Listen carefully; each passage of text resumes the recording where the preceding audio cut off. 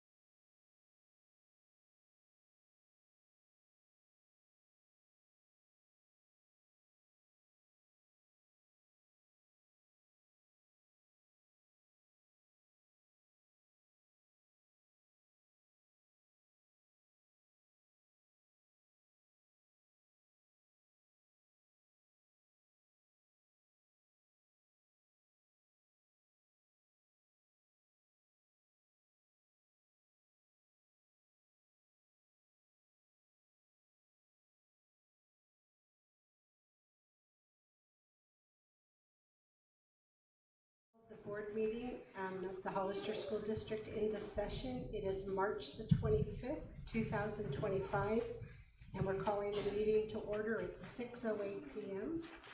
And I would like to start with roll call. Trustee Toasty? Here.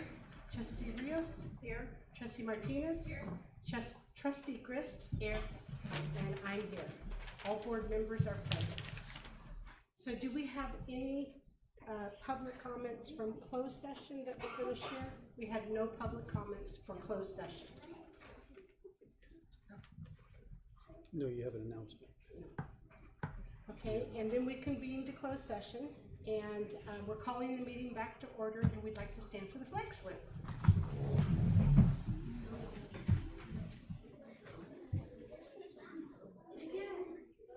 Ready, salute? I pledge allegiance to the flag of the United States of America and to the republic for which it stands, one nation, under God, indivisible, with liberty and justice for all. I think that was the best flag salute we've ever had. Very good, guys. Okay, and now Superintendent Ward, the community and staff recognition. Yes, I'd like to, oh yes, you gotta do your closed session announcement. Oh, Yes, before we get to that. Actually, that's that's number number 8. I'm on number 7. Oh, okay. Okay, Does thank you. 7 follow 6? So I'd like to welcome up the Rancho Santana administration, Principal Bazan. And Assistant Principal Mailer. Yes, Thank you. thank you. Good evening, board trustees, superintendents, staff, scholars, and families. This is exciting because we get to showcase what Rancho Santana is all about. So we have been waiting for this board meeting, so thank you for the opportunity. This work started back in 2020. Were some of you even born? Do we have any of our TKs here? They may not have been. And it was a process. And I'll just remind you that I would give presentations and updates virtually of where we were, where Rancho Santana was. And so this is our vision and our mission, and this was a process of hard work and heart, and all stakeholders are included in all of this verbiage. So all of our decisions that we make at Rancho Santana that impacts our campus or our scholars are because of these words right here. And our vision is something that we can just walk away with and recite by memory, building relationships while learning, achieving, and aspiring. So some of our core values back in 2021 of March, all of our stakeholders, our staff that we had at the time, I think was a team of 7. Actually, there's more. Our scholars that were coming from Gabilan Hills and our families that were coming from Gabilan Hill School voted on these core values. We brainstormed, we took the top of all of the values listed. We have relationships, inclusion, communication, kindness, and respect. And today we're going to recognize our inclusion specialists and our kindness ambassadors. So this is just a fun little slide. We had 129 responses back in 2021 before our campus was even open, before it was furnished, before our scholars saw their classrooms. And one of the questions we asked our families was, what do you want your child's school to be known for? And remember, this is coming out of COVID. This is coming out of virtual learning. And these were some of the responses. But you'll notice there, inclusion, right there. Leadership, which kind of ties into our kindness ambassadors. Okay, so are you ready to meet our inclusion specialists? It's not just a small team of 5 people. a few of them are here. Our inclusion team includes our specialists, our psychologists, our OT, our SPED, our gen ed teachers, co-teachers of all grades, our yard supervisors, our custodians, our paraprofessionals, our instructional assistants, our SPED director, our SPED coordinator, volunteers, PE teacher, admin team, and it keeps growing. And that's why we're making a movement in this traditional education. And I wouldn't have it any other way. We have some that are not pictured here, but again, even our front office, our office team, they are also some of our change makers. Inclusion in action. Here's some of our scholars. We've been having some inclusion presentations in our classrooms of all grades. Some of our kinders just performed in front of a huge audience at the Vets Hall.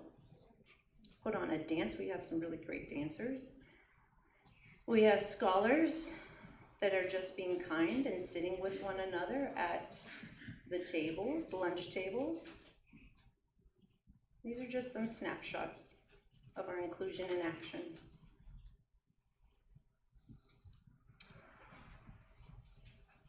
We are also recognizing our kindness ambassadors. These are the true change makers. Here's just a few. We tried to capture all of their pictures. It's right there in the front office. Thank you to Mrs. Marcus and Mrs. Omby, who is here. There she is. Wait, stand up, Mrs. Omby. Thank you. She is taking on our Kindness Club, which has doubled, maybe tripled in size, right? We've had to find a new space to hold all of our kindness ambassadors.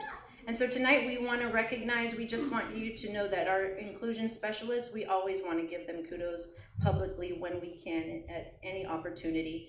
And then of course, the kids that are just showing kindness at our school, in our classrooms, in our community, and in our world.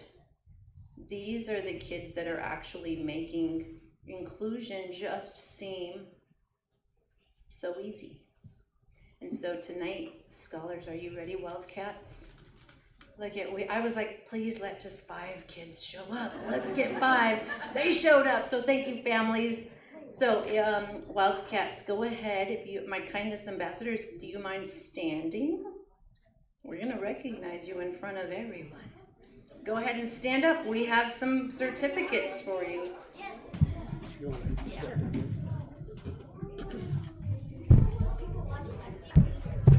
I feel like we need golden tickets, you know? As we call your name, if you could come up, accept your award, and then you get to shake our board members' hands. We can do a photo after with the whole group. So as we call your name, please come up. Ali Pailush.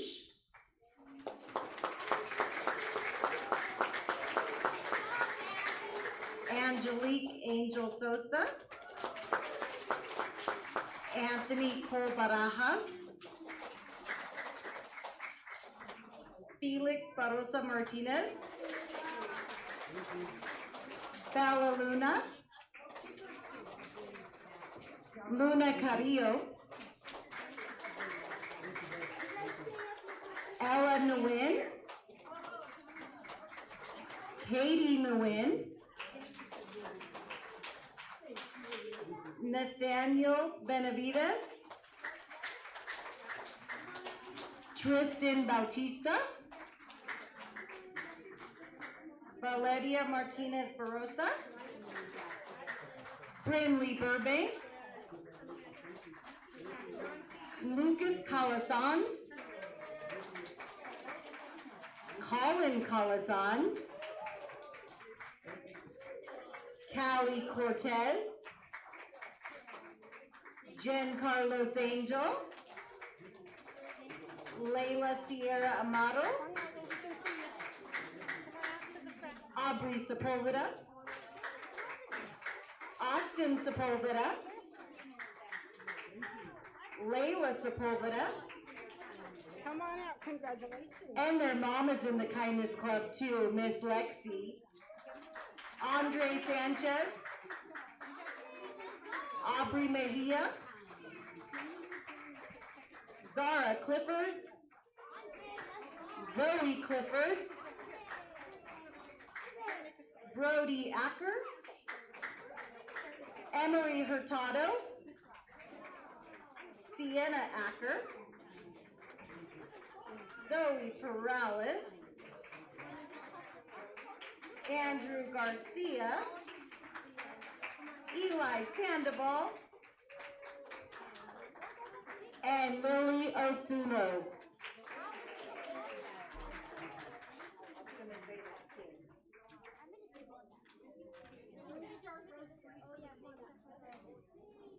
And these scholars have worked so hard in their kindness acts. We're going to share some of their kindness acts that they've done so far this year.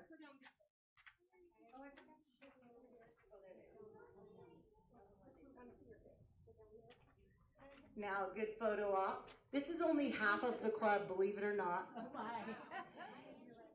And we are proud of all their hard work. You can see on the screen some of the kind acts they've done.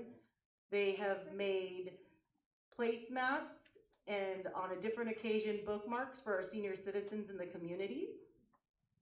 They put together boxes of heartfelt notes and socks to donate to people in Los Angeles that lost their homes during the fires. They even decorated the box, you can see, the handwritten notes, so thoughtful. And they've made snowflakes and different grams for teachers and staff on campus to show them how much they're appreciated. So one more round of applause for these scholars.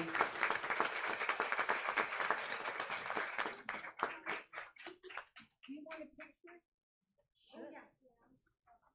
You mean in the picture or? No.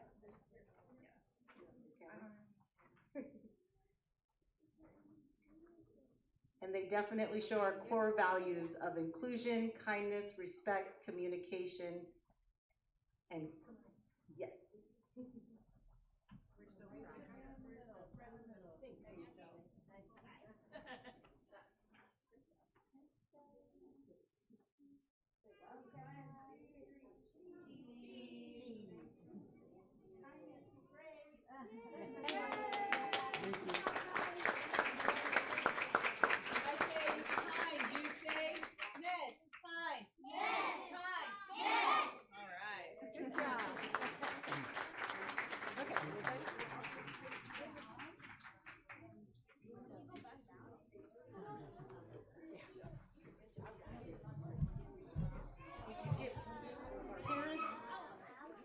Boys and girls and parents, we want to tell you thank you so much for coming.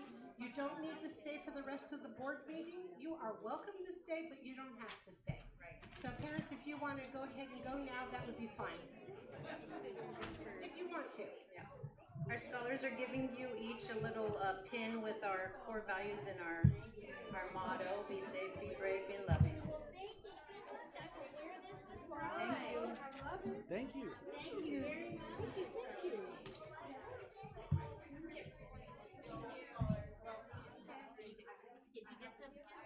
Yes, thank you. Okay, pass it down. Oh. Did you get some hand sanitizer? Yes, thank you.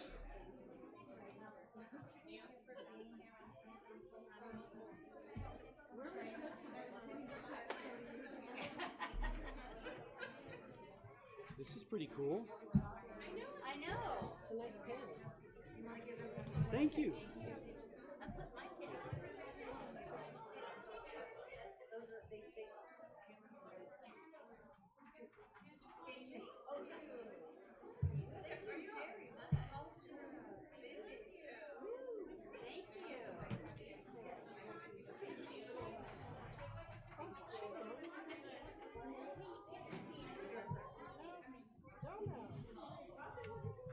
Thank you, sir. No one likes it.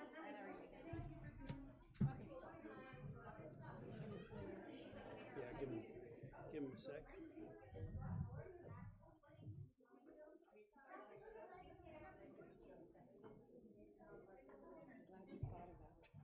Yeah, they said we're leaving. Yeah. When I was doing the spelling bee, I had them all wrong as they got out. It's a little challenging.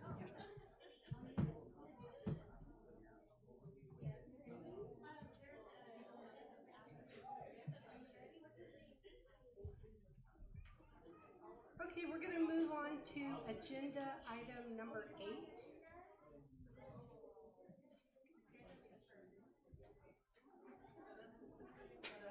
Okay, no, it's, not yet. just waiting until we have everybody's attention.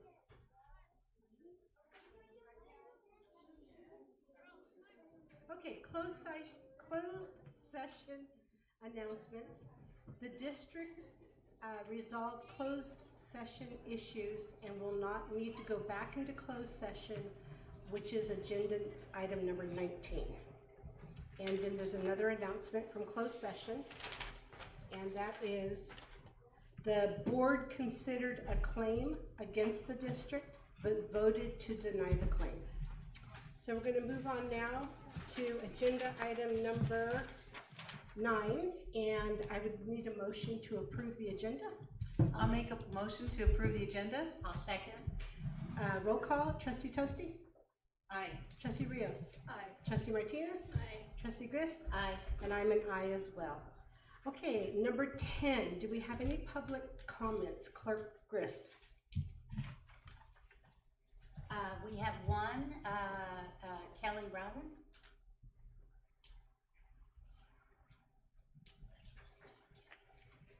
Thank you. Good evening, board members and Superintendent Ward. I just have a quick comment today.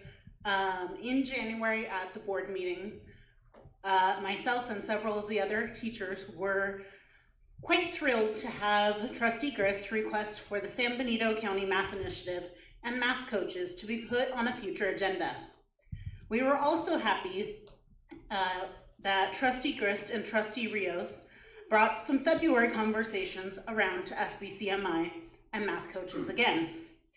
I am still hoping for this topic to truly be on the board's public agenda one day, and I am currently hoping that there are conversations happening outside this room.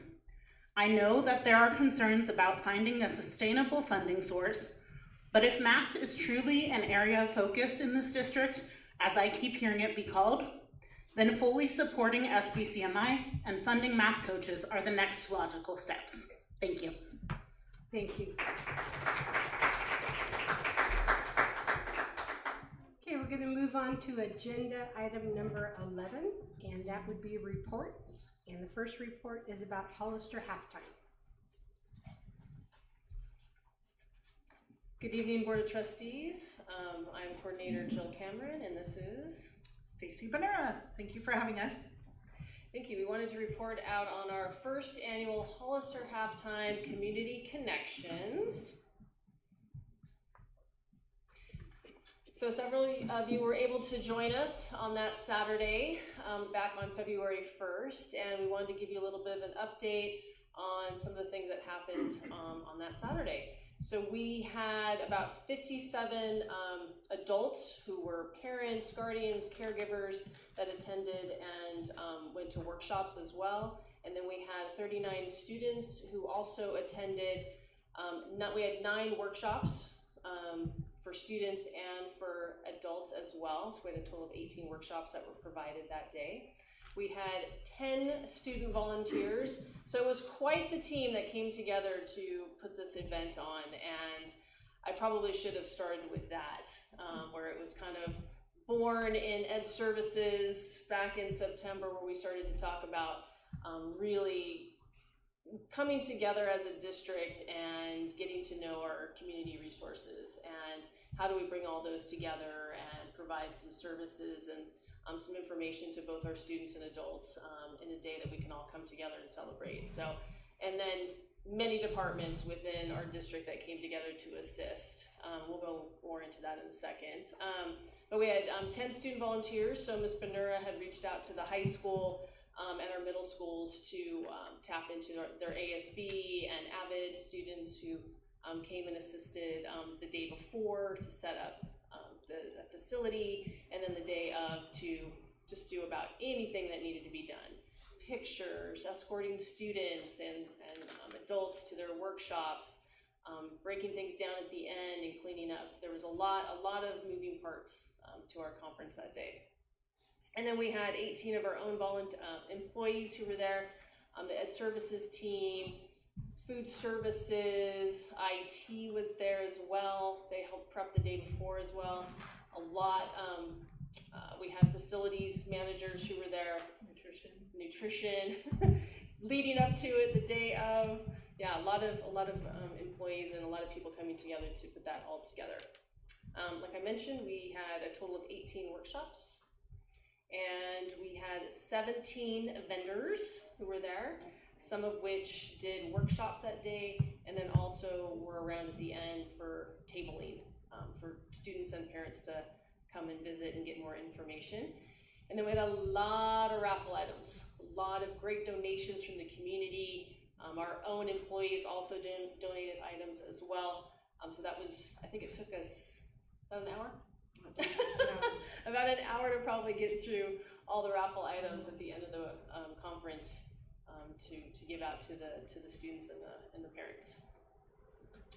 So just speaking about what workshops we did have for our families and our youth, we offered the childcare for our little ones from TK to first grade. So that was self-contained. They stayed with their leaders throughout the morning half and joined the family midway for lunch, and then the afternoon for the tabling, and kind of be able to roam and see the outside activities with the fire department was there. We had the gaming truck there. We had some outside activities, and then we offered yoga. Yoga was for adults and youth. Self-care workshop for our youth. Dental care and oral health was for our adults. An art class was for our youth. Child passenger safety was for our adults. Dangers of social media, that was for youth and adults.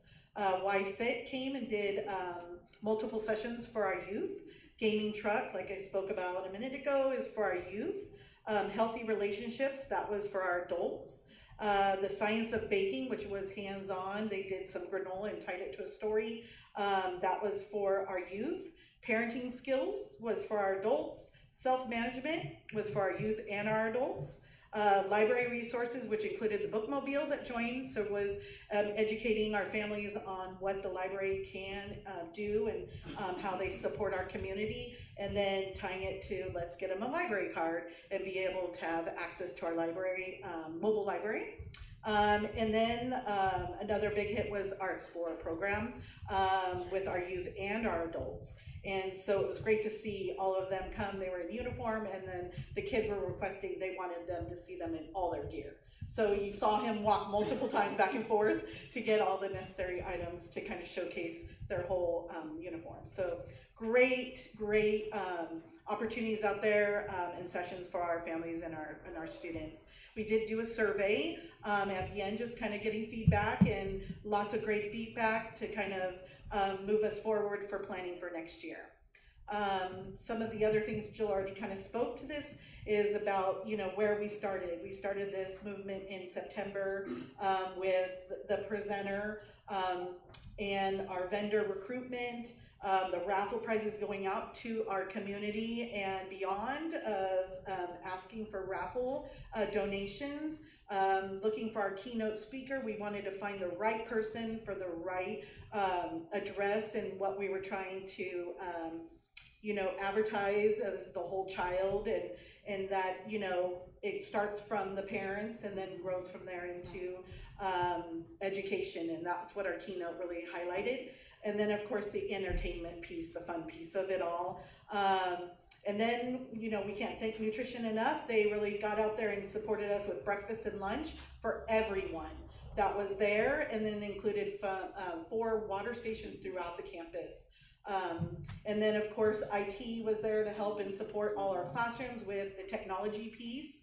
And then facilities, just making sure the campus was ready, clean, and presentable for our families to join us that day. So lots went into the planning, and room to grow and improve, of course, and we look forward to doing that. But here we have a video on our next slide of just kind of wrapping up of everything that happened that day. I'm gonna hesitate for 1 second, because Go we ahead. have forgot to mention one of the most important groups that worked very closely with Stacy and I, and that was all of our school site liaisons. Yes. So they were really with us from day one and meeting, twice a month and more as we got a little bit closer. And they're the ones who went out in the community and solicited donations. They helped get presenters. So it was a great team building with us as a department to work really closely with them and then to learn what's in our community as well along the way. So just wanted to mention that. Yeah, thank you.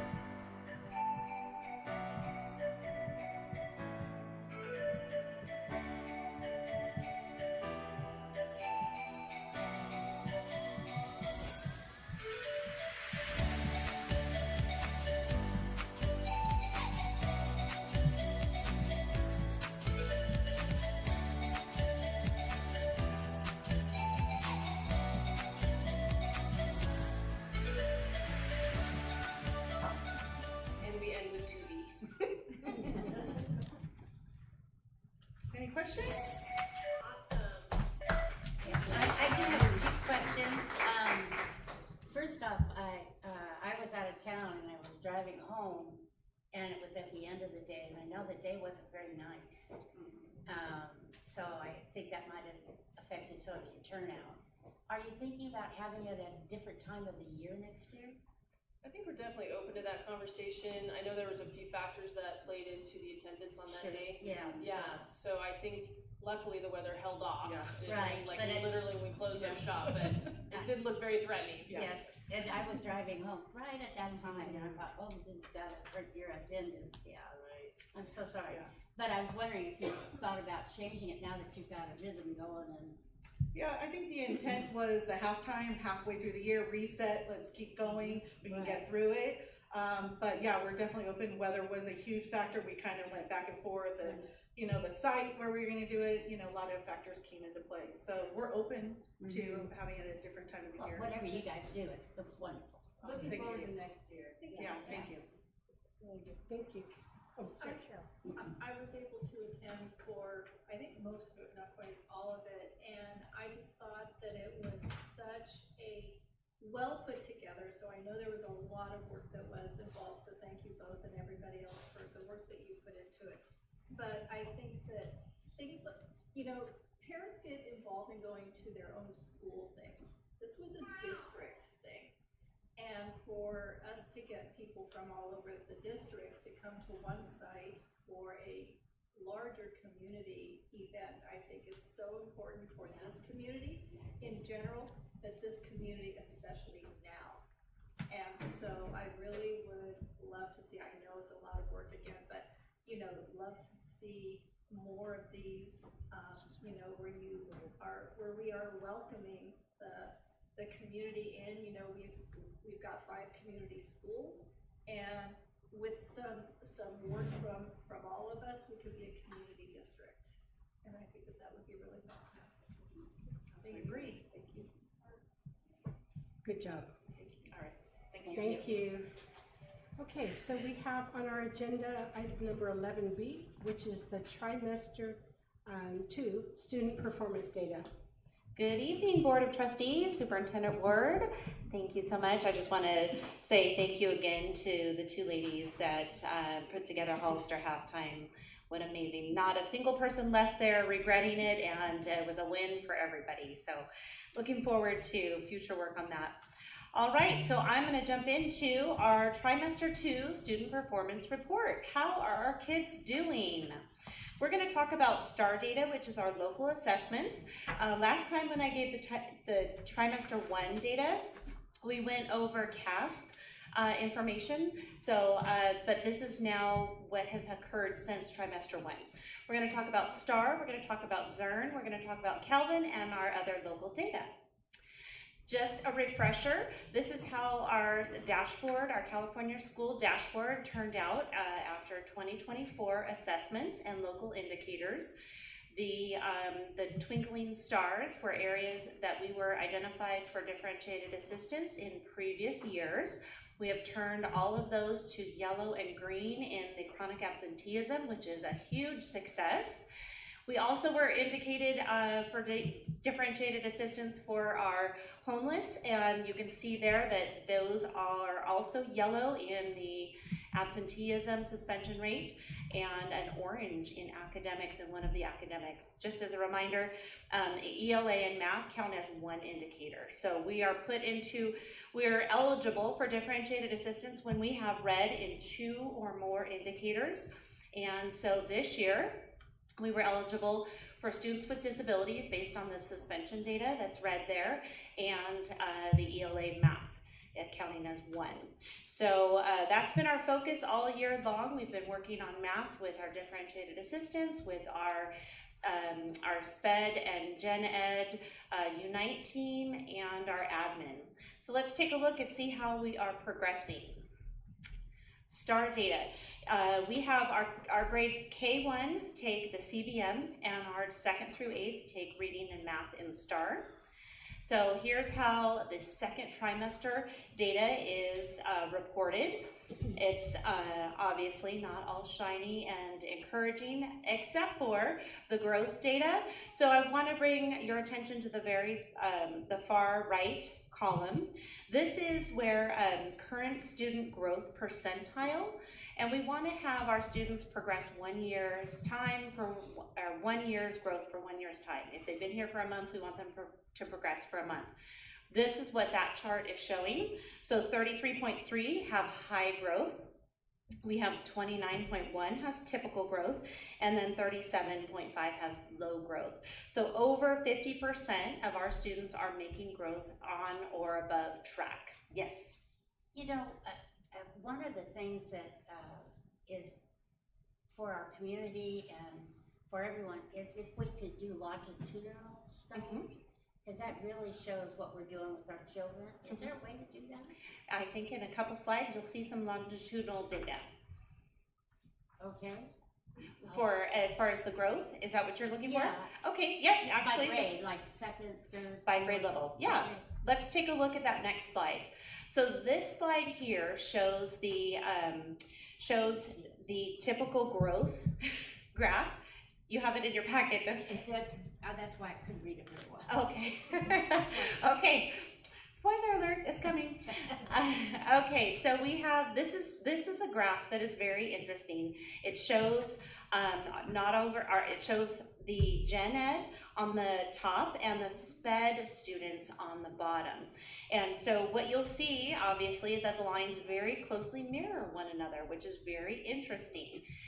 So when we have progress based in the fall, where you saw that special ed and gen ed come together closer, now we are kind of expanding. But I want to call your eye to the special ed indicator, the little circle there that says 305 of our 530 31 students, special ed students, scored at or above typical growth.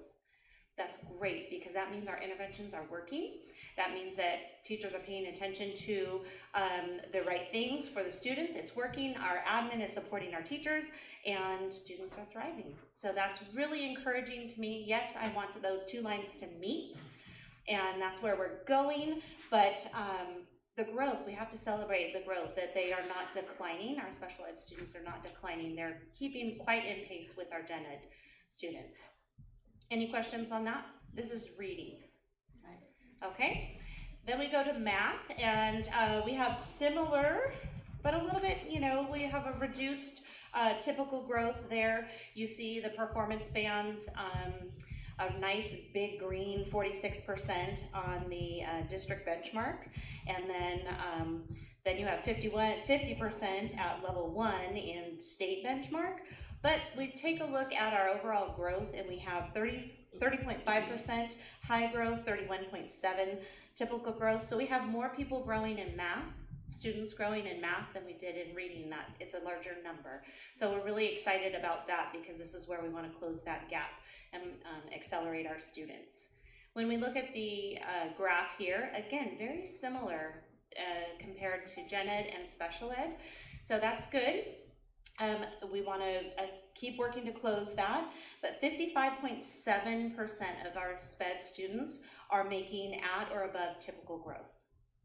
So we've talked about how we want to accelerate growth for our SPED all students, but when we ask them for every day that you are in class and you make growth, that's what we want. We can't accept them or we can't ask them to go 2 days in 1 day, because that would be a lot to ask. So we're slowly etching away at it, bringing them together and focusing on this. And a lot of the work that we've done with the SPED and Gen Ed team is now aligning assessments, curriculum, bringing equity to all students.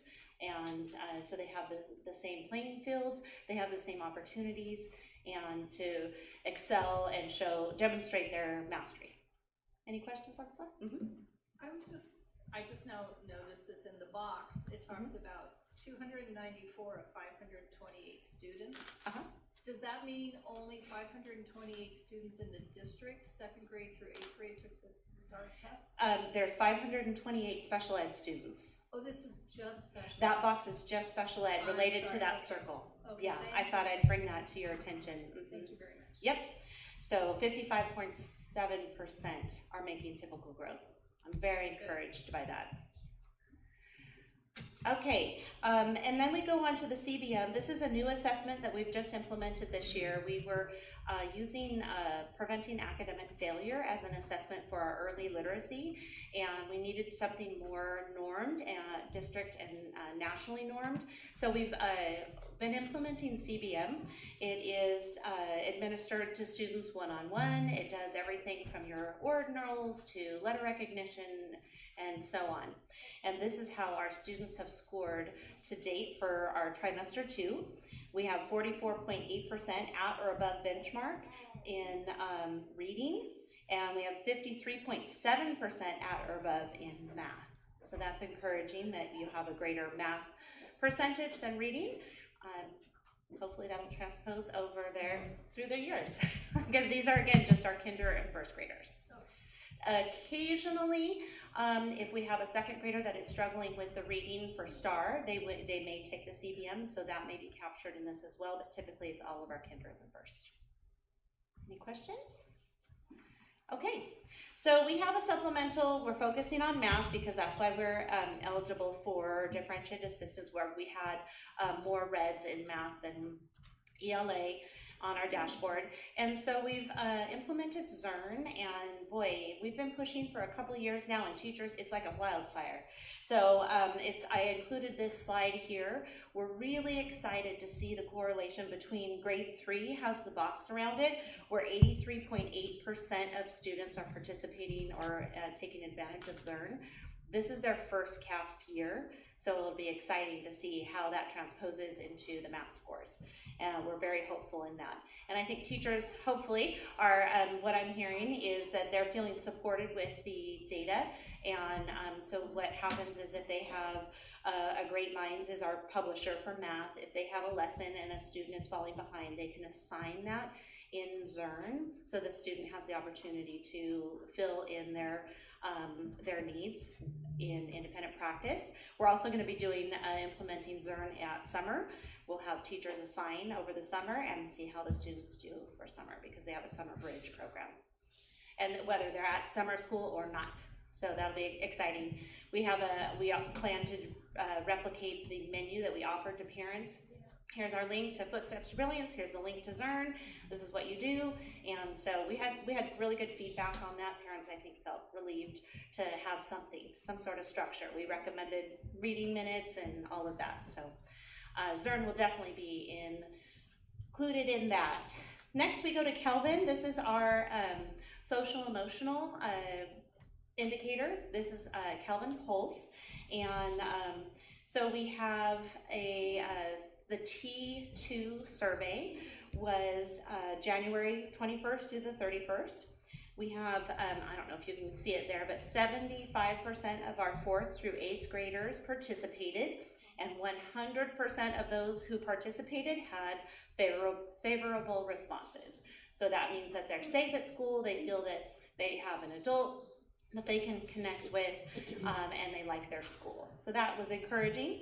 As for the littles, we have 80% of our 2nd to 3rd graders participated. The January survey had 78% of those 80% were favorable responses. Again, they like their school, they feel they're supported, they get the help that they need. And we purchased Kelvin through the CalHope. So I appreciate the county office inviting us for that opportunity. It's a CalHope grant, and we are able to purchase that and take that financial thing off of our list. All right, let's look at local data. So this is going to be what we report into the dashboard that will be reflected for next year. This is at the very beginning. I'll take one more snapshot before I report to CDE. But here's what we're looking at so far. Average daily attendance in 23-24 was 93.3. We are up 0.3. It's a win. So that is encouraging. I really appreciate all the work that is being done around absenteeism. Chronic absenteeism has plummeted. We had a goal of 5%, and we are down almost 8% or 7% there. Yes, I know, very exciting. Very exciting. So if we can get, and I was doing, I don't remember what report it is, but we are almost lower than before COVID. So this is really good stuff. Yeah, I think that information's coming in some other report that I have for you at some given time. Suspension rate, we ended last year with 3.3, and right now when I captured this data, we're at 2.9. We're doing some interesting work with this. We have the Comprehensive Middle Schools and how we're looking at suspension. As you know, we're doing a tri-district collaboration with math. We're working with the high school and Aroma San Juan. And when I attended their differentiated assistance, I learned about their program that they're using here. We're learning so many things that we can help support our students be successful when we hand them over. And one of them is the suspension rate. So Kip and I meet with this team of comprehensive middle schools and other schools that have the middle grades to see how we can resolve this suspension rate, because this is another reason why we're on in differentiated assistance. So we're really excited about that work, conversations, considerations, what are we looking at? It's uber collaborative, and I'm so encouraged by that. So hopefully this is going to be, we'll stay right there and won't go up, but we know springtime can be a challenge. I just had a question looking at the chronic absenteeism. Yeah. Do you know which groups are still heavy in chronic absenteeism, and are you targeting them, or is it something? Well, we are, Yes, I can identify the student groups, and we respect that every school has a different culture. For example, Rancho Santana, when you walk into their office, like they have a major wall committed to attendance, what grade levels and prizes and stars and bars and all this. And so, I mean, every school has a little bit of a different take on it, and but it is important to keep that in mind and how we move forward and making sure that those student groups that need to be supported are supported. Yeah. And those trends continue to be TK, K1, the younger grades is where it tends to be. Yeah. So we're hoping with our TK attendance that we can really turn that around and get that parent involvement piece so that they feel comfortable. And I think people are getting more and more comfortable with that. All right, suspension rate we did. So then, as you know, we have a Gen Ed BCBA, and this professional is amazing. I'm so grateful that we were able to hire this person.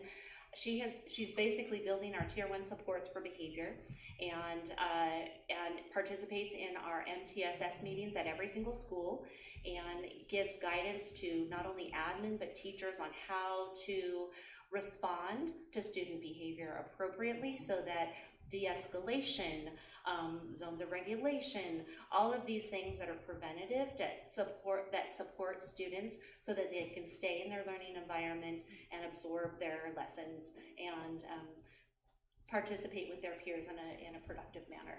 So I just put some data there. She's had 73 referrals. She attends weekly MTSS meetings across the district. She has presented at staff meetings 8 different times. She's building the Tier 1 behavior support website to come soon. It's amazing. And then she's also developing the tiered responses in a behavior plan and BIP. So we're really excited about her to come and share her stuff. And then we have our mental health services. As you may have seen in a different board presentation earlier today, we have had, I mean, the mental health team has really increased. They've really upped their game. They have had, last time I reported, it was in the hundreds, and now it's in the thousands, their formal visits. It's like, you know, they've just really turned it on. And then informal visits, I think they were in like maybe the 400,000. I mean, it was just like, now they've increased it to 4,000. So really excited about that. And I think that's a direct relation to attendance and the learning, because they're here, they feel supported, they know where to go if they need something. And it's such an important element to our schools, I feel. Okay. And so our next steps, we're just gonna keep on rolling. We have our admin meetings monthly, at least once a month, sometimes twice a month. We meet with our admin. We do an improvement science cycle with them on math. We also have our differentiated assistance meetings that we have 4 times a year. We have 1 more left in May. And then the Ed Services and Special Ed Department, we meet weekly so we can combat the situations that, or the system that may be separating the 2 student groups, and how we can get everybody on the same playing field. And that's, lots of good things are coming out of that right away. We offer a lot of professional development on Thursdays, and it's always a good thing when I have teachers, you know, upset because they want to go to all of them, and but they can't because they only can go to one. And so I see that as a good thing. We're going to try and work with our labor partners and how we might be able to offer these to everyone so that they don't have FOMO, they don't miss out on anything. And then we're doing our tiered interventions daily. We have our PATH groups, our preventing academic failure interventions. We have our behaviorist working with us, and so on. Yes? On our early Thursdays, is there a way of doing a district-wide PD? I think that would be a great idea. Yep.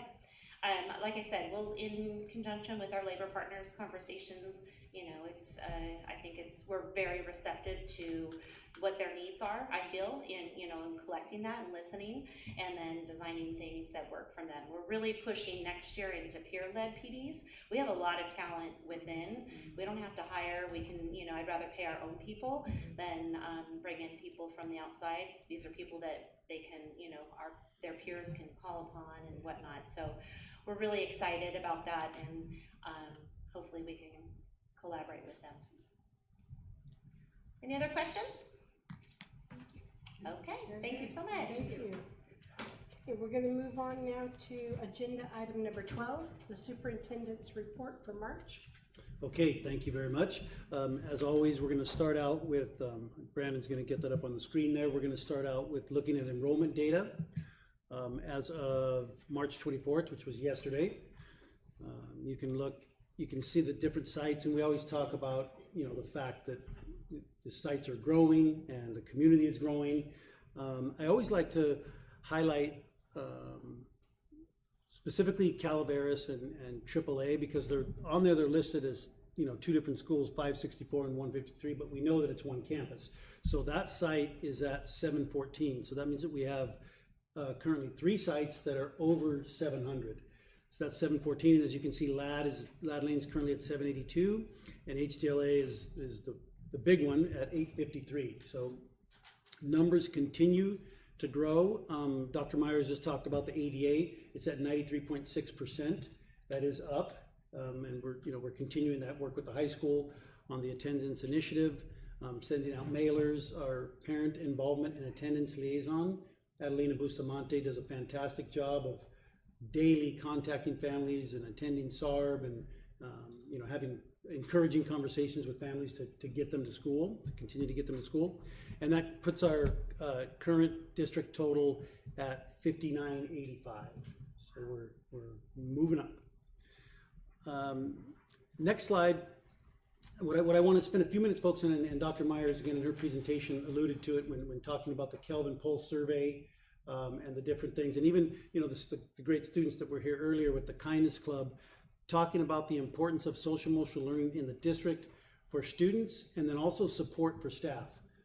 To me, and I know I've shared this with the board and with the community before, to me it's one of the most important things that we do as educators is support each other and make the school a welcoming, warm place for students and staff alike. And so I'm grateful, we talked earlier in the first board meeting today, I'm grateful that the board and the district has been able to have a social emotional team led by Eliana Delgadillo. And so I wanted to take just a few minutes to highlight some of the work that team does for students as well as staff. So the next one, yeah, thank you, is this is a newsletter that they put out that goes out all the community. And what's great about March is in March we had SEL Day, which was March 3rd. And it's a global grassroots campaign for social emotional awareness and support. And then there were SEL Spirit Weeks. And then in this newsletter, they choose to highlight different things. In this particular March newsletter, they highlighted Mays Middle School. And you can see some of the things that are being done at Mays to support, again, this SEL mindset. Library lunch hangouts and after school homework club, wellness centers. So they're doing a fantastic job. We're doing a fantastic job all over the district, but what Eliana and her team do is they highlight different sites and point those things out. So I like to share that with the community in case people miss this information when it goes out on Parent Square. And then we have some caregiver workshops that have gone on this month, anger management and supporting positive relationships. Those took place at the high school, because that's that collaboration that continues between our team, not only on attendance, but on social emotional learning and all the other topics that we collaborate. And then the other one was at Rancho Santana in the multi-purpose room there. Okay, the next one, track it down on mine. Yeah, so it's mental health first aid training, which has been going on. Eliana is a certified mental health first aid trainer, and I know that some of our trustees in the past have taken that course from her. That continues to be offered. Hundreds and hundreds of staff members have been trained in mental health first aid. If you think about that, the fact that we have one of our own people that's able to train our people on mental health first aid, you know, if you would have talked about that 4 or 5 years ago, that wasn't even a thought.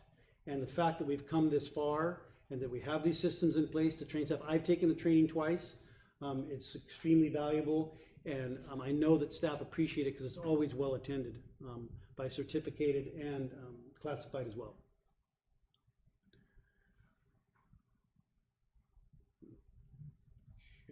Okay, this is a good one. So this is a caregiver presentation, and again, this is between the Hollister School District and Hollister High School working together. And on May 12th, there's a caregiver presentation on this free mental health care app that's out there, and that's going to take place, and you probably know about this, Liz. It's going to take place at the high school library, and it's going to be done in English and in Spanish.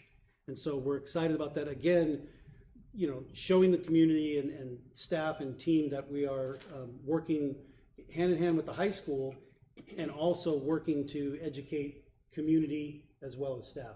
Just this topic makes me feel very proud to be the interim superintendent, because it's such a vital piece in today's world, and we're doing our best to cover all bases.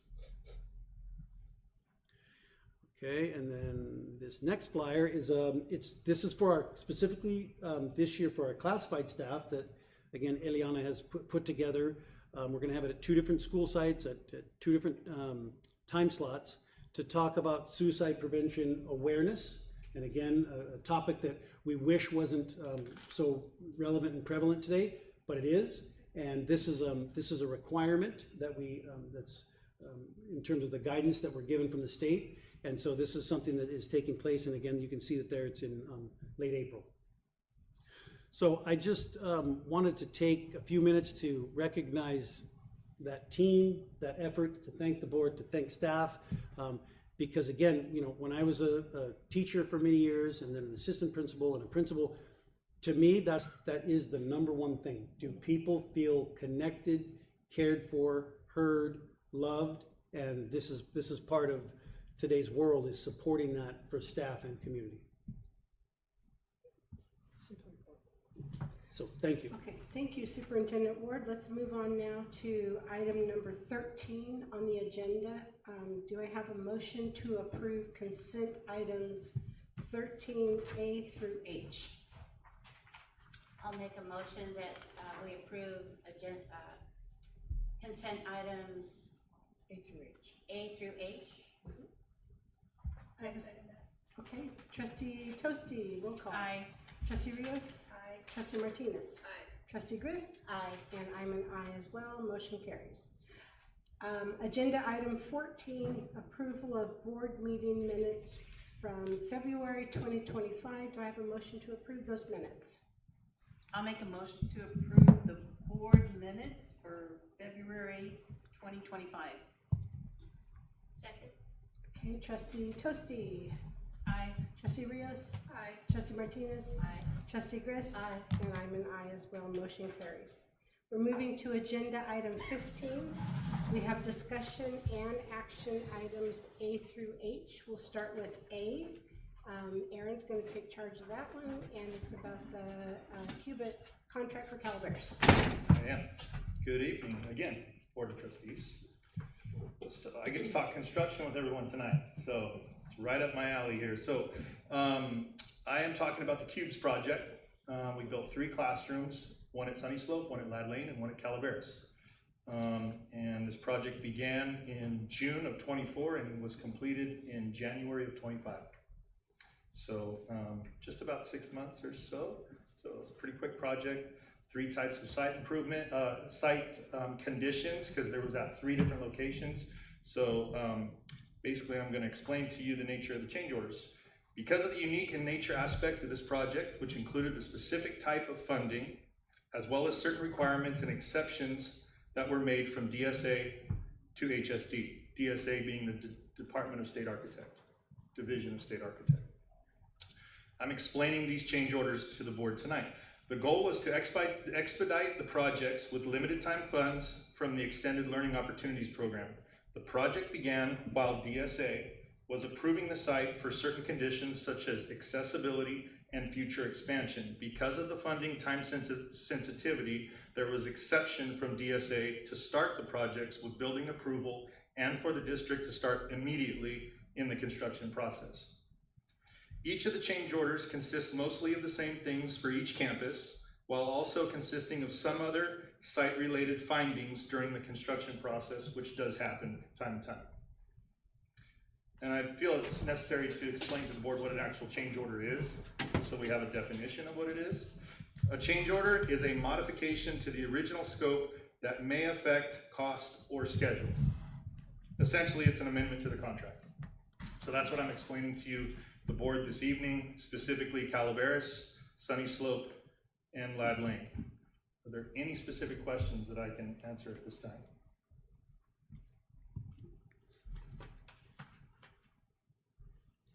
Do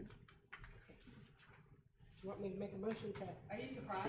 No, I mean, like I said, I talk construction, so I'm here to talk construction, yeah. Anybody make a motion to approve the change order for Calaveras? I'll make a motion to approve the change orders to Kaya Cube contract for Calaveras. And a second? I second that. Okay, roll call. Trustee Toasty. Aye. Trustee Rios. Aye. Trustee Martinez. Aye. Trustee Grist. Aye. And I'm an aye as well. Let's move on to B. And that would be Sunny Slope. Sunny Slope is, I can give you the specifics of Sunny Slope if you'd like, since I'm up here standing here before you. Change order 1 was a request for the district to take care of the DSA fees. The contractor has a relationship with the field office DSA inspectors in Oakland.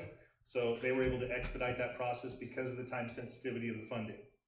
So that was number 1. Number 2 was a request from the district to demo and grade the location where the future classrooms would be. If the board remembers, we had a discussion about future expansion, about infrastructure, and being able to prepare the site for future buildings. We did that as well. Number 3 was added costs for DSA changes such as ADA, which is accessibility. And this took place at all three locations. So 3 campuses. When the Department of State Architect comes in, they look at the entire campus, and we had to do some accessibility improvements at all 3 campuses. We put in ramps in the student drop-off area over at Ladd Lane, and did some other site improvements near the bus area. We added some aprons for accessibility as well that weren't there.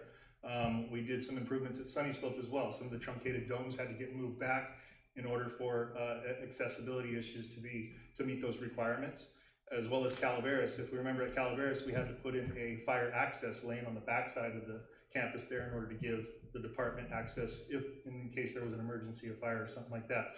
It required over excavation, not only at Ladd Lane because we live in an earthquake zone. So we had to over-ex, meaning we had to dig deeper down and actually put the dirt back and compact it to a certain compaction percentage. We did the same exact thing over at Calaveras when we constructed the fire lane. There was also an inlet to a storm drain that was in the way at the fire access lane at Calaveras. That was a site condition that was unforeseen because it was under the ground, it was in the grass. Nobody knew until we started tearing all that grass up to construct the fire lane. So they had to relocate that and move that, which required soils engineering as well as over excavation. And then we had to get it approved by DSA. So I can go through each one of these specifics, but as I mentioned before, each of them is pretty much the same at each one of the sites with a little bit of a unique type of a situation per site, but that's pretty much it in a nutshell for each one of the locations. Yes? Well, if, looking now at the project, is there a way that you could have seen that, or we could have eliminated some of these change orders? I mean, because we were hoping that it would be one done deal. So as you look now and you think back, because we're gonna have other projects now, so how do you, like, questions that you could ask that there won't, so that, well, what do you think about, do we need to do this? You know, and so that we don't become so, oh, we're gonna have these change orders. Because I think it took all of us a little bit by surprise. Yes, great question, and thank you for asking the question. There's certainly always improvements that can be made. There's always a little bit more time and effort that could be put into, looking at the site prior to going through with a fine-tooth comb and doing it. But I go back to where I started, and because of the unique nature of these projects and the time sensitivity with the ELOC funding, we wanted to expedite it as quickly as possible, and that was the agreement at the beginning, that DSA was gonna make exceptions. So absolutely, we can talk to the contractor and go through it with a fine-tooth comb and add certain exemptions, add certain kinds of other things that may, Well, yeah, because of the things that came up, maybe in the next round that we have to do, because we're gonna have other, that we're gonna have to build. And then you'll be able to ask them, well, what about this, and what about this? Absolutely. And instead of it coming up to us and we didn't know. Absolutely. And what's interesting on these projects is when DSA gets involved and, excuse me, if we're building something, for example, I'm thinking of Lad Lane, we built a classroom on that side of the campus, but yet DSA made a recommendation to us on the complete other side of the campus in the parking, the parent drop-off pickup area. And I'm not saying that those accommodations aren't necessary or warranted, but that's just an interesting process whenever you're doing construction on the school site. You have this vision that you're gonna build this new classroom or this new structure, and then DSA comes on site and says, that's great, but you need to fix that and that and that and that and that before we're gonna let you continue. It's an I think interesting some of the process. unforeseen and unknown things that happen on construction sites that no one would know unless they're there is, Well, like that drain. the state architect came from Oakland to inspect the entire site in conjunction with the architect. So it took time for them to then go back, create these plans and these drawings that would be submitted that would then tell us, here's the improvements that need to be made, as Superintendent Ward said, on the very other side of campus, right? And then, of course, when it comes to soils engineering, you start digging and they say, okay, they come out and do testing throughout the process. That's what we onboard a soils engineer for, is to make sure we're putting a pad on a plot of land, dirt, that's not gonna sink or crack or slide, Well, if now you you know will. what kind of dirt there is around your schools. Lad Lane is near a fault. I have a question, Aaron. Are we, for the most part, for the other campuses, ADA compliant? Because it sounds like some of the issues came up with ADA. We are there, on occasion, there are some code changes over the course of so many years. I think between 3 and 5 years, there's usually some changes in code and stuff, and we'd have to look into the code, and I could certainly come back and explain that to the board, what they may be, at each one of our site locations. So I'm just thinking, just as long as we have it on the top of our mind before we embark upon other projects. Right. Which I'm sure you're well aware of. Yeah.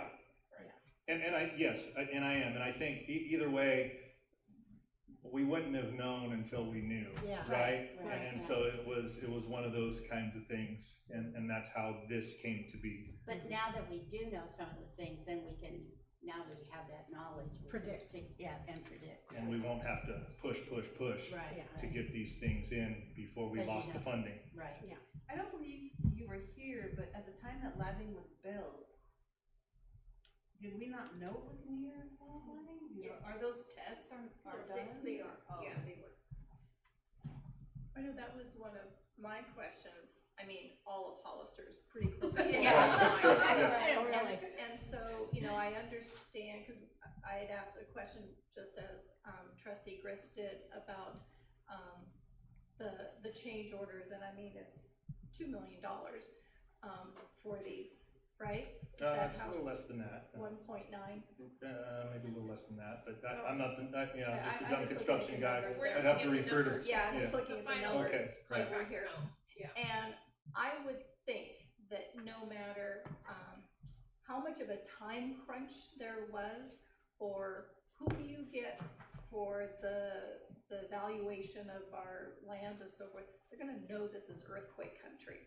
And so to all of a sudden say, oops, we didn't factor in being close to a fault, so here's a change order. Just like if you're living in, Paradise, California, that's fire country, so if you build a house out of logs, somebody's gonna come along and say, nope, you should have known, it needs to be out of cinder blocks or whatever. I think that those kinds of things are pretty obvious. Am I wrong? No, certainly it's not an oops type of a situation in this circumstance here. I think Was that it the fire lane? that was one of them. There's several here, but The Sunny Slope, you had to dig down so far. you can so so essentially you can go and you can choose to build on one plot or one area of land on a campus. And you can go to, say, on the south side of the campus. You can go to the north side of the campus and you can find a totally different soil condition over there. That's after you get into doing the initial excavation to prepare the ground to put a foundation on it. We have the soils engineer come through and they do testing, extensive testing during that process. And they found, specifically at Ladd Lane and at Calaveras, that we had to over-X. We had to dig down. There was a giant mountain of dirt that we created at Ladd Lane because of the over-excavation. And it wasn't... people don't come in earlier, like in the whole... Oh, no, they came in early. Of the contract They did the phase? same exact process that we did when we did the feasibility study for our central kitchen. They come and they stick these rods down into the ground and they pull out the soil. But once you start digging, and their process is to come back and continue to check that soil periodically and see what does that soil look like after we dug down another 3-5 feet, right? And then they determine, okay, so again, I go back to, you can build on this part of this area of the project, and you could find that the conditions are totally different than this area over here on the same campus. And the DSA is the one who determines where the actual final placement is? Is that what I got Placement from? of the building? Of the building. Is that what I got from what? No. No. Okay. Yeah, no, that's during the very initial early discussion of the construction phase, where do we want to build, where do we have land for accessibility purposes? Where does it make sense to put a classroom at each one of the campuses? And in these cases, it made sense to put the classrooms exactly where they are. Okay. As well as for future growth and expansion. Thank you. Yeah. Okay, do I have a motion to approve the cube change order for Sunny Slope? I make a motion that we approve the KYA cube change order for Sunny Slope. Okay, and a second? I'll second. Okay, roll call, trustee Toasty. Aye. Trustee Rios. Aye. Trustee Martinez. Aye. Trustee Rios, and Aye. I'm an aye. Okay, let's move on to C, which is Ladd Lane. Does the board want me to explain Ladd Lane? No? I'll make a motion to approve the change orders to Kaya Cube Contract Ladd Lane. I'll second. Okay, roll call, trustee Toasty. Aye. Trustee Rios. Aye. Trustee Martinez. Aye. Trustee Grist. Aye. Okay, and I'm an aye as well. Let's move on now to item D, discussion and approval of notices of completion for the cube projects at Sunny Slope, Calaveras, and Ladd Lane. Yes, so the notices of completion are something that formally go to the board for the board to approve, saying that this project has been approved by the board, and now basically we can give the contractor who built these the monies that we have been retaining. So notice of completion is basically just a document. It formally declares a project is complete, right? And then the retention part of it is basically it's just a practice of withholding monies, saying that you are expecting for this project to get done in a certain manner, right? And be complete before you release the retention to them. So basically the board tonight has received the notice of completions and saying, okay, this project is complete and we are going to now release the retention, to the contractor. Make sense? Any other further explanation, questions? So that means we're paying them, right? Or have they all been paid? They have not. all. With exception of the retention. The board has to take action to accept that the project is done with this notice of completion. Then we have to actually record it at the county clerk's office to say that we have taken it and it is complete. And we wait 20 days for any lingering subcontractor issues between the subcontractors and Kaya. And after that, we can pay their retention. We retain 5% on the project as we go along. They do not get paid anymore. So that's what's sitting out there. And by the end of next month, all of this will go through, and then we will pay, because we'll get final invoices that say release of retention. It basically ensures that the contractor is going to finish the project, you know, and complete it to the specifications that are in the plans and required by the district. So we withhold that 5%. We say we're not giving it to you until you actually finish this thing and do it to our specifications and our liking. And that includes the process of the city signing off on all the permits and the certificates of occupancy and. Certificate of occupancy has already been issued. Okay. Yeah, that comes from the state architect. Okay, it's done. Yes. I'd like to make a motion that we approve the notice of completions for the CUUB projects at Sunny Slope, Calaveras, and Loveland. I second that.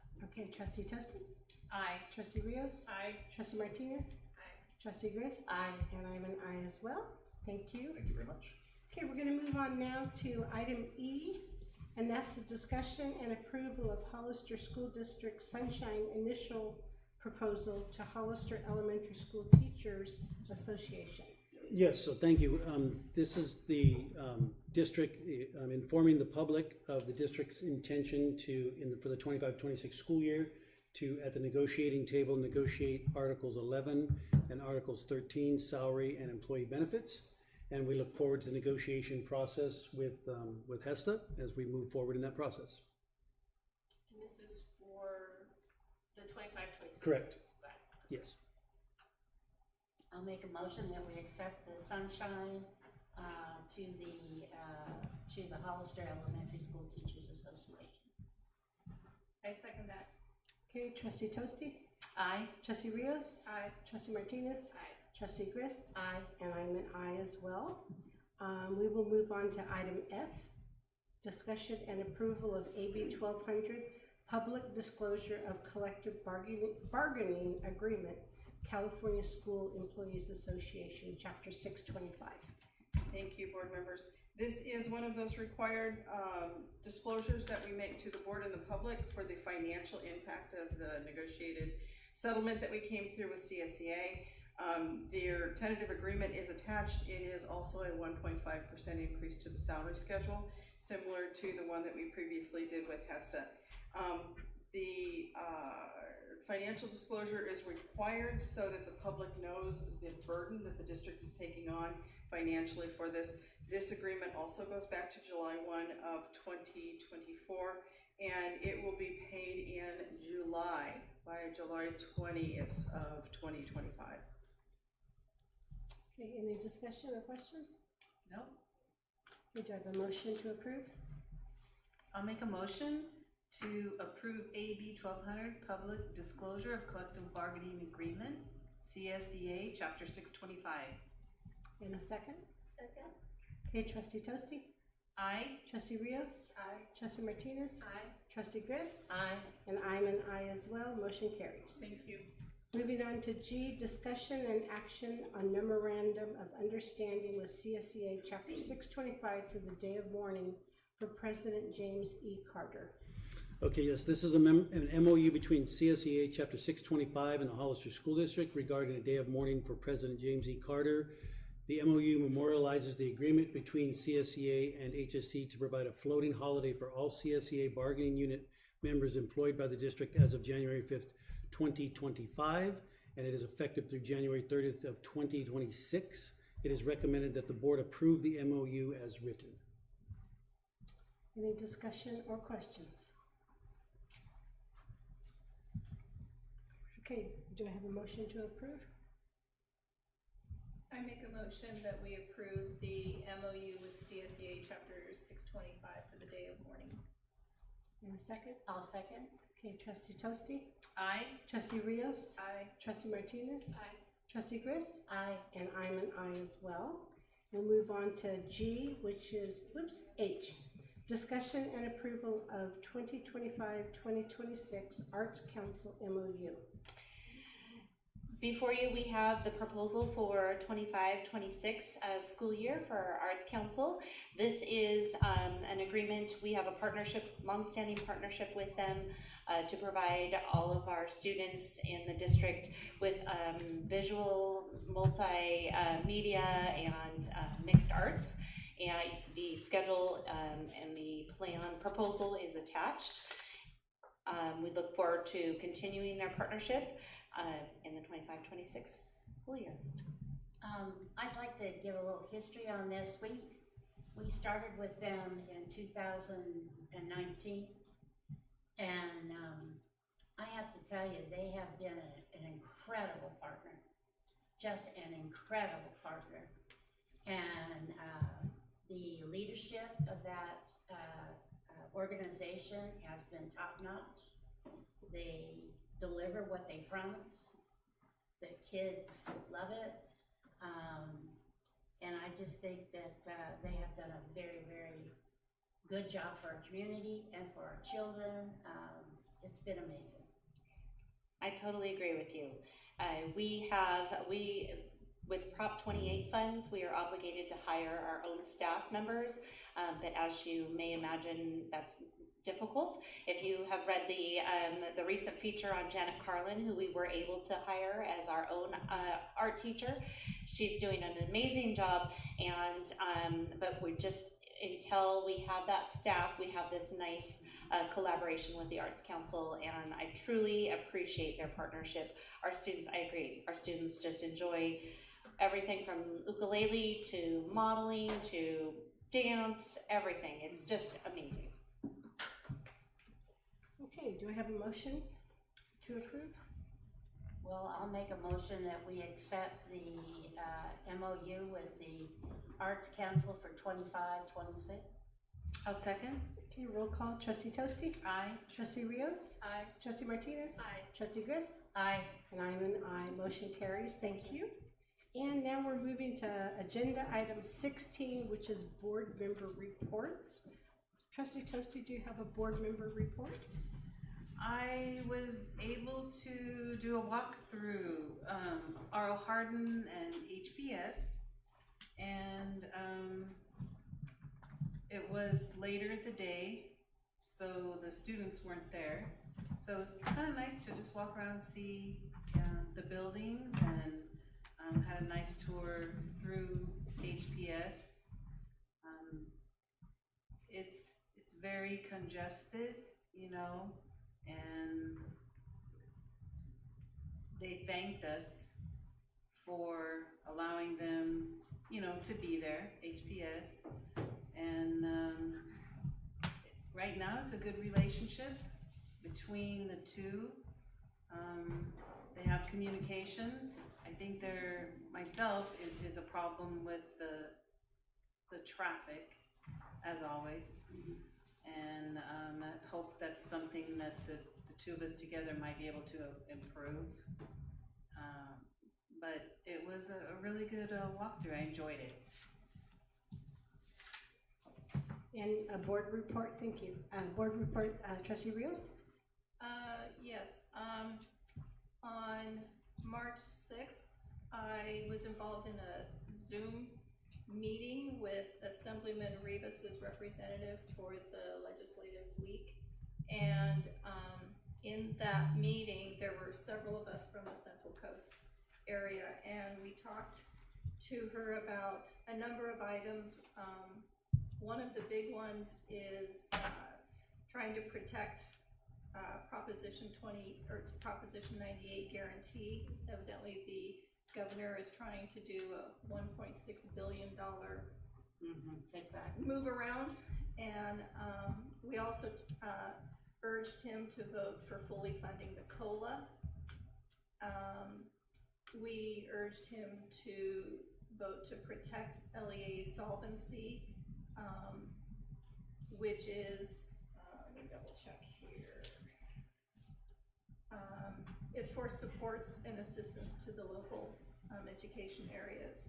We also asked him to support AB 1021 and AB 1381, which is the Education Workforce Housing Legislative Package, because California is very expensive for everybody but teachers, and, you know, as a way to attract teachers and so forth.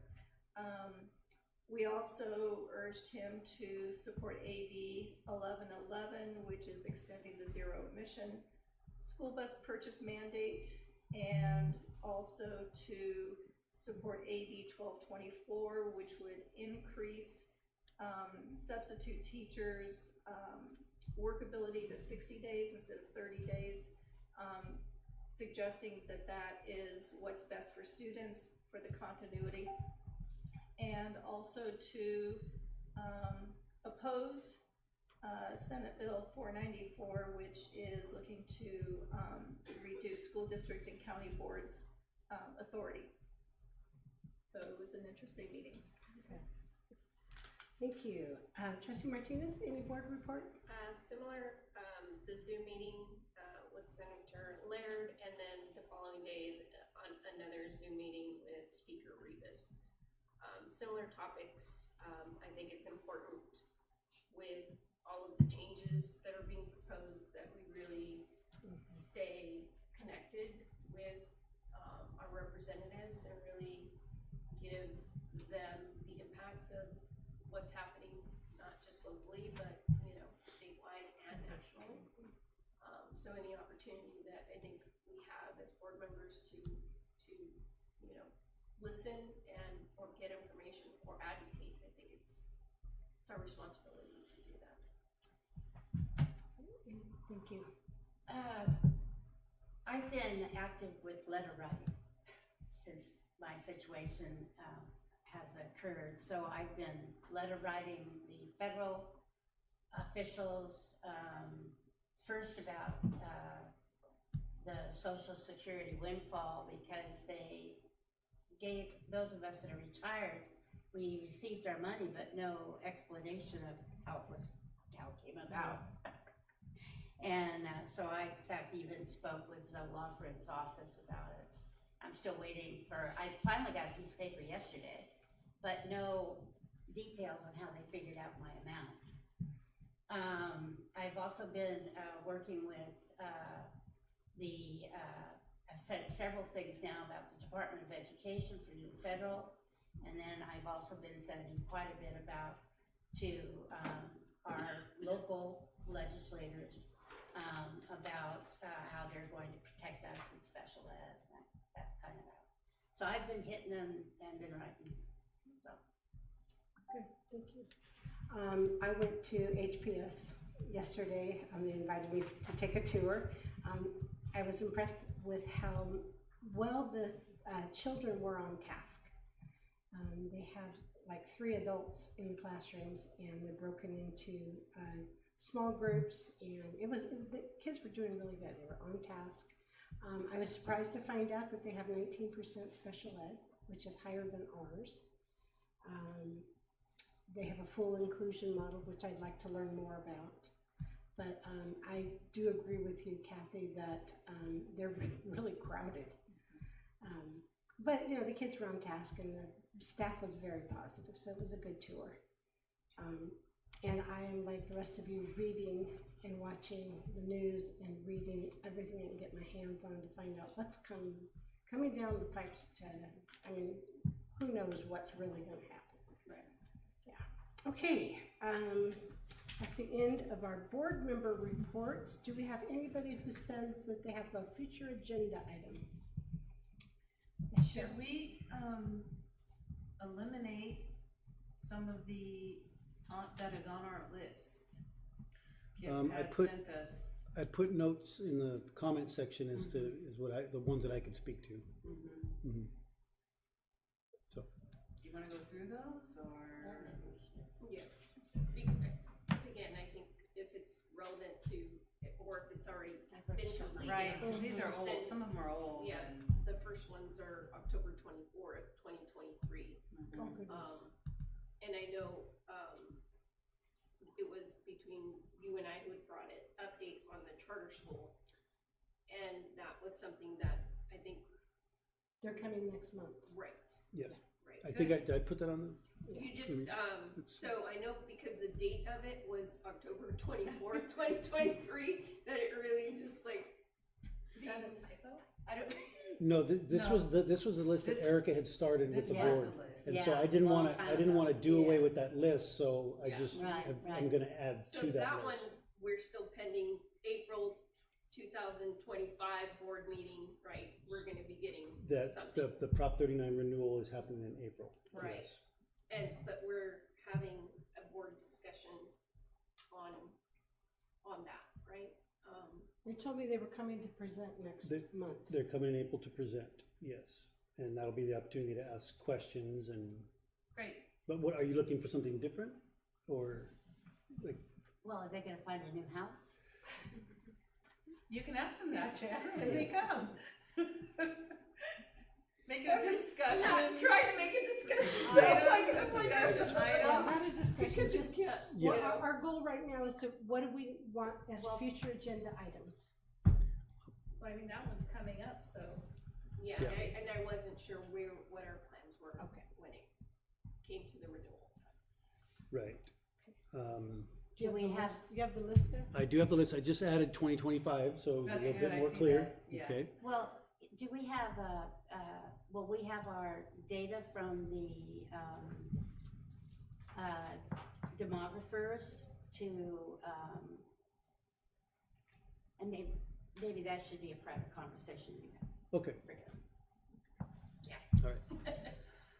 But I think the custodial study, I think we talked about that, it was part of the budget. Yes, So I think I that's put- pretty moved forward, I think. I from put Erica completed the study, discussions, yeah. Yeah. okay?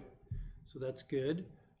Flock cameras, I just put pending, because I couldn't really recall the discussion on The that. flock cameras are about they watch outside, they go this way out, and It picks up gun. it's gunshots. gun, but it also, if there was, there was something that happened, we would have video of it, if it was around our schools. But that's a city Right, and, well, tool. yes, it's a city tool, but they don't think they're adverse to us getting it, because it would help, but I don't know how much it costs. I have no idea. Okay, I so think what's, that, I don't know, we have cameras and maybe instead, But we don't have cameras that look out. But that's something that we can discuss with Mhm. IT to determine, where You know. most needed cameras Yeah. are. again, with any vandalism, if that is the concern, right? To just Well- provide that additional layer of security, right? And from- But it's also, if there was a bad guy, we would have cameras that went out. You guys want this to be an agenda item? That's what we're asking. Right. Okay, maybe an agenda item that about how secure, what do our cameras do, security wise? okay, so we're, Just like a presentation on. A on presentation what- would be Okay. nice. like Yeah. what it's we not, have, it's not yeah. flock, because What- flock is No, something. forget different. forget Okay, flock, all right. and just talk about, because God forbid, if something did happen, and we're always looking in, we don't have anything looking out. Got it, And Kip, can you put, on the October 24th, 2023 update on the city use agreement, can you put like 2025 there too, so that we know that we addressed it? let me, It's The the one up. facilities use? Well, yeah, because We did. Kip and I did have a conversation and he looked into the contract, that was something that I think he was going to evaluate, Mm. right? And So he it's just still wanted open. some better understanding, Right. being that, he's the interim superintendent, to really have a better grasp of what is in there, Mhm.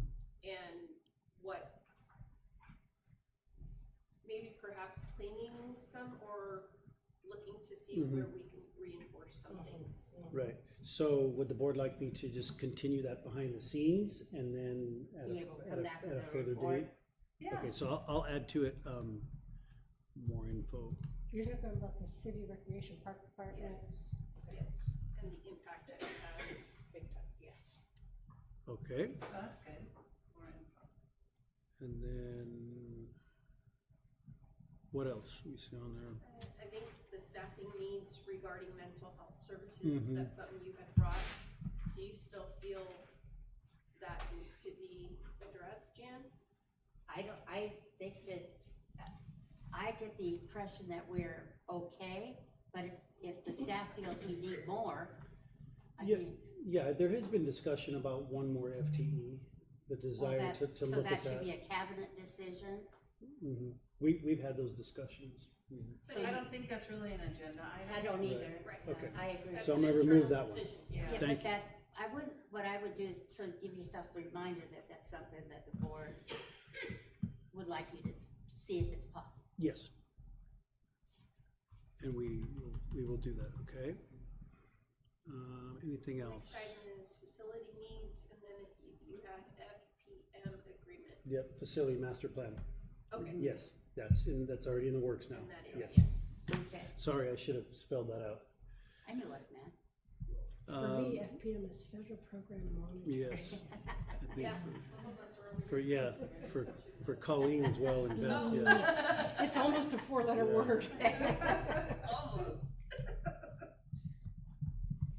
I'm changing. Deeper conversation for AAA. That was an old one, but I just That left was it an on old there, one. yeah. Okay. So I think And, we're, and I think the decision had been just, it was gonna stay status quo. right, Yeah, I'm So we're with good? eliminating them. yeah. okay.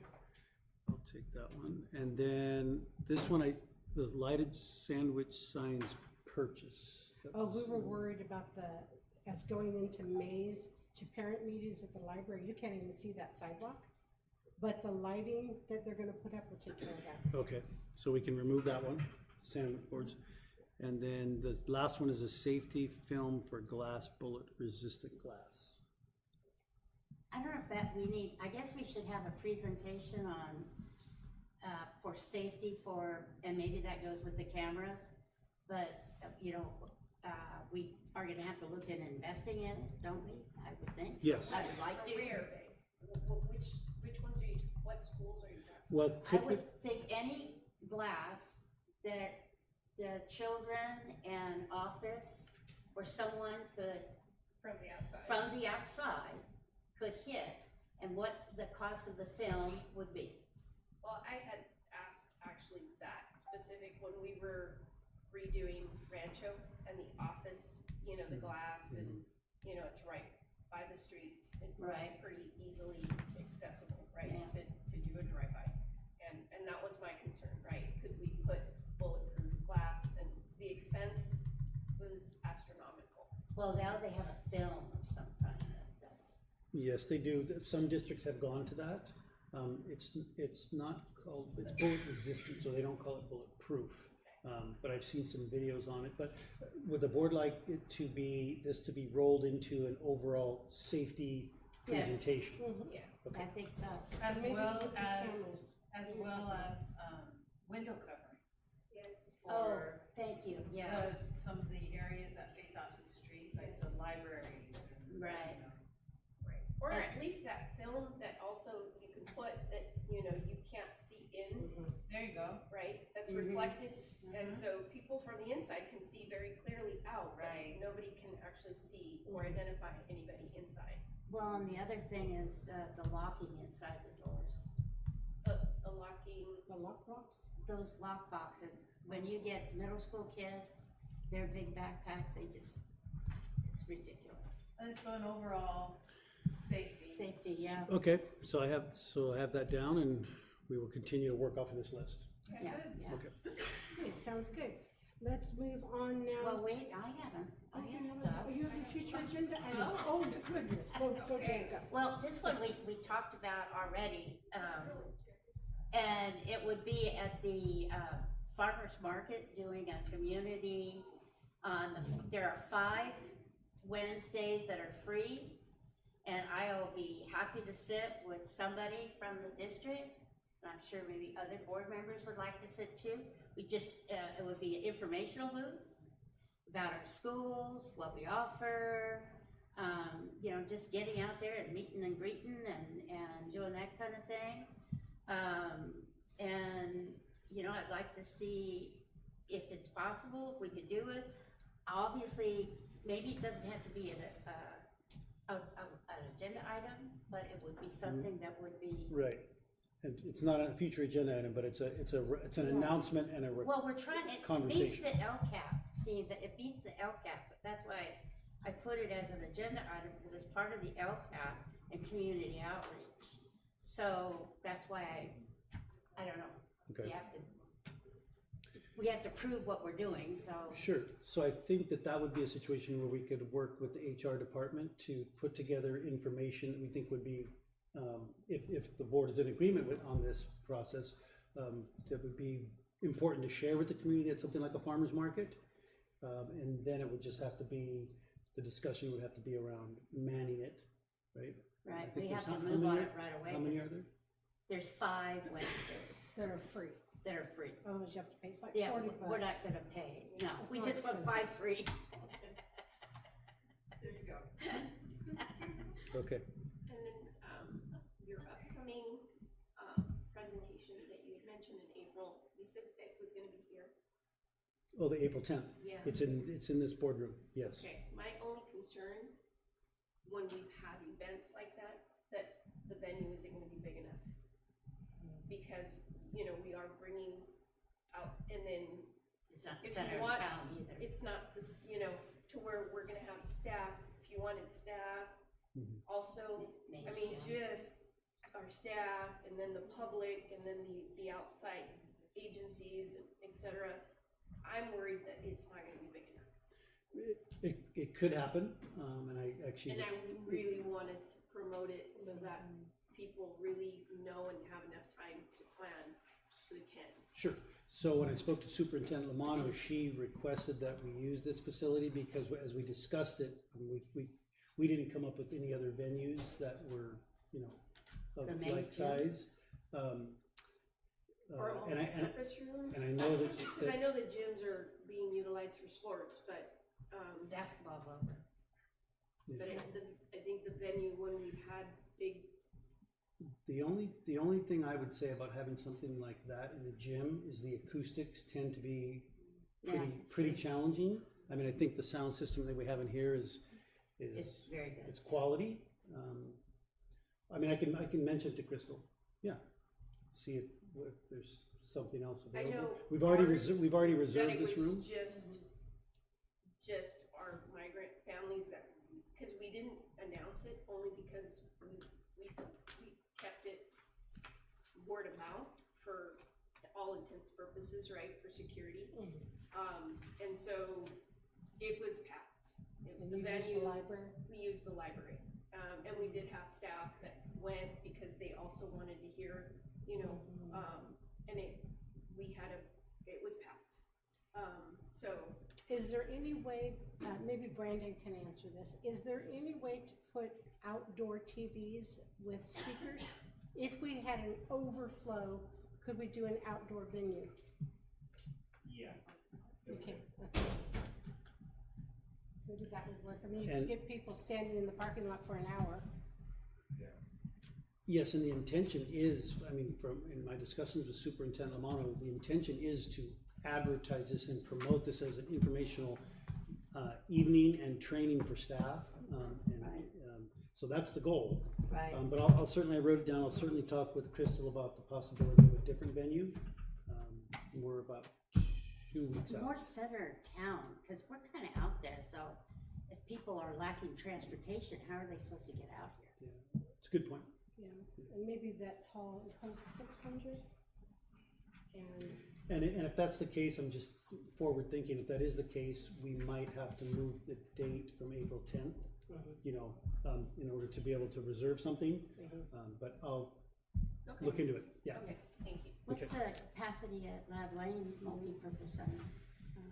Maze is 918. I know. This lately. I don't remember. It's been so long since I've been there, I can't remember. Aw. When somebody text you a picture, Mark. Okay, is that it for agenda items? Oh, no, Cheryl. Sorry. I think that, we have the safety presentation now on the list. I think since I had mentioned, perhaps extra crossing guards at Sunny Slope, but then, Trustee Toasty had mentioned R.O. Hardin had, a similar need. They had an accident Maybe- there. Right, maybe a quick review of all of the schools to find out, what has changed. Are there specific crosswalks that are close to the schools the students and families would use for their safety? Okay, so an agenda item, an update, a Well, report part of the on, safety Safety presentation, and just incorporating got it, it in. thank you. you know, was the status of our need for crossing guards. And then, the other one was, I brought this up, at a previous meeting, Kelly Rodden brought it up tonight. You know, I'd like to have some sort of a discussion, maybe not us initially, but I would like to know if we can have discussions about math coaches, the feasibility of them.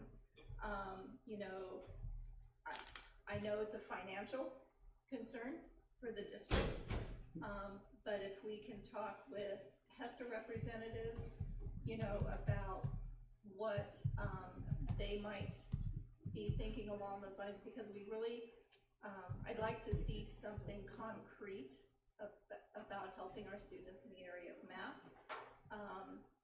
And if it's not feasible, it's not feasible, but let's check it off that we've looked into it pretty thoroughly.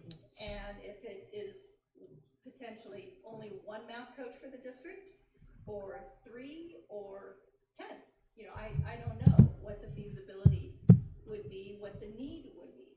But I'd like to have some conversation because it could potentially be an LCAP item. It could be, you know, and we're in LCAP season. So just to clarify, so a report on the feasibility, when you're talking about costs and hiring of math coaches for the Hollister School District. And what teachers might feel the need is, you know, I don't know how that would work, but I don't think that it's something that only staff could do, because I know, you know, math teachers are in the trenches, whether you're a kindergarten math teacher or an 8th grade math teacher. And so, you know, what do they need? You know, we've got one math coach at the county level, and I know she's giving a lot of time to our district, but she's got the whole county. So what, I'd like to look to see if math coaches are a possibility. Okay, well, I can. Does that make any sense? Yeah, I have it down and I'll work with staff and we'll come back to you. Okay, All right? thank you. Thank you. Anybody else? Okay, what's gone? Okay, number 18, any announcements of events, community events, reminders? Nope. Nope. No. Okay, and number 19, we don't need, and number 20, do I have a motion to adjourn? So moves. All in favor? We need a second. Oh, I skipped that, I can't go home. And I can't second. Okay. I'll second. Thank you. All in favor? Aye.